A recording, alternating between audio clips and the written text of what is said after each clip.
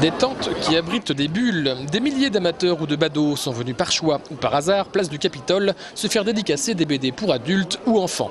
Outre des dessinateurs nationaux, de nombreux auteurs toulousains ou locaux s'étaient déplacés pour l'occasion.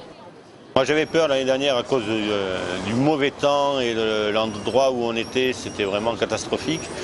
Je suis super content que cette année ça se passe bien, en espérant qu'il y aura au moins un petit peu de rayon de soleil, ce serait le top.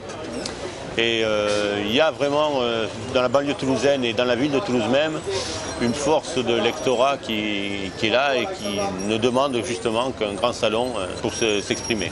Un auteur spécialisé dans l'animalier se trouvait au Muséum d'histoire naturelle pour réaliser une fresque de 8 mètres de long. Une autre façon d'envisager son art.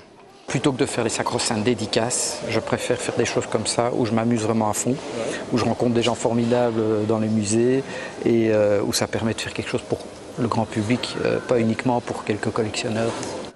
Il fêtait Darwin et sa théorie de l'évolution sur 3 jours en travaillant sans dessin préparatoire. Je mets un point d'honneur à improviser, c'est ça le jeu. Donc le côté acrobate fait partie du plaisir et je crois aussi pour les gens qui regardent, ils se rendent compte que c'est pas la 10e fois que je fais le même dessin, c'est la première fois. Et donc parfois ça a l'air simple, parfois on sent que c'est un peu limite et c'est ça qui est chouette, quoi. Outre le prix de l'humour pour Coyote, le père de Little Kevin et des voisins du 109, 5 autres prix ont été décernés, dont celui de l'aventure pour le remarquable Canoë Bay, un travail tout à l'aquarelle scénarisé par Tiburce Auger. Ça fait toujours plaisir, une reconnaissance sur un travail, en l'occurrence moi j'ai passé 2 ans sur Canoë Bay. Bon, il est sorti il y a peu de temps, il y a 1 mois, avoir une reconnaissance à Toulouse, c'était le prix aventure.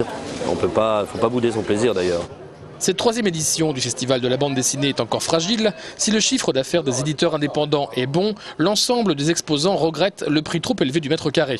Reste à savoir si la future 4e édition verra, d'un point de vue financier, la montée en puissance des collectivités territoriales et l'arrivée d'un sponsor privé.